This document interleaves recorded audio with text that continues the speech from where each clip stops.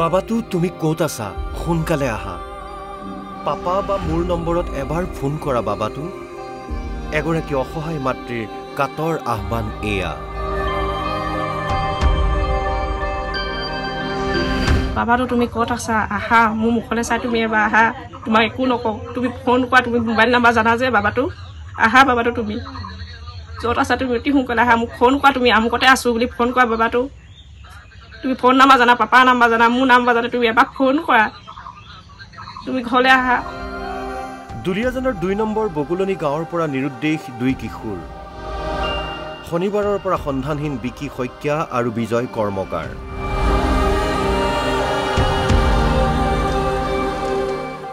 দুলীয়াজানৰ বকুলনি চাৰিআলিৰ সমীপৰ জনতা উচ্চতৰ মাধ্যমিক বিদ্যালয়ৰ 9ম শ্ৰেণীৰ ছাত্ৰ বিকি শইকীয়া আৰু 8ম শ্ৰেণীৰ ছাত্ৰ বিজয় কৰ্মকাৰ যোৱা শনিবাৰে স্কুললৈ যোৱাৰ পিছৰে পৰা ঘৰলৈ ঘূৰি অহা নাই কিশোৰ দুটি বিকি শইকীয়া আৰু বিজয় কৰ্মকাৰৰ মাতৃৰ ভাষ্য অনুসৰি লগত এখন চাইকেল কিছু টকা আৰু অলপ কাপোৰ লৈ ওলাই যায় দুয়ো আনহাতে লগত বিদ্যালয়ৰ পৰিচয় পত্ৰ আধাৰ কাৰ্ড আৰু জন্মৰ প্ৰমাণপত্ৰও লৈ যায়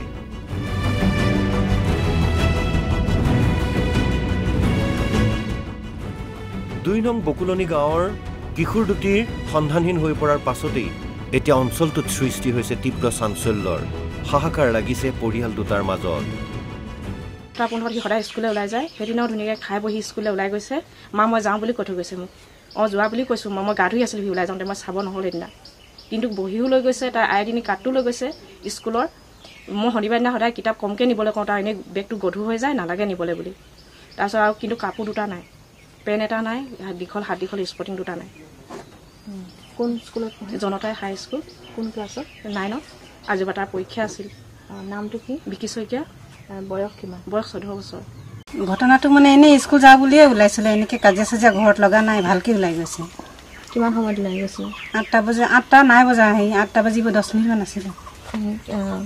কোন স্কুলত পঢ়ে জনতা হাই স্কুলত ইতিমধ্যে পৰিয়ালৰ লোকে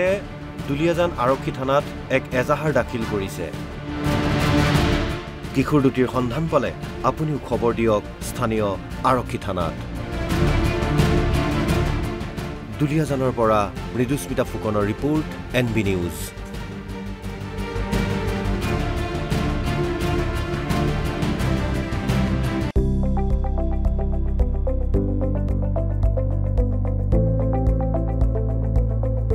NB নিউজ সহজ সৰল ভাষাত নৱভাৰতৰ কথা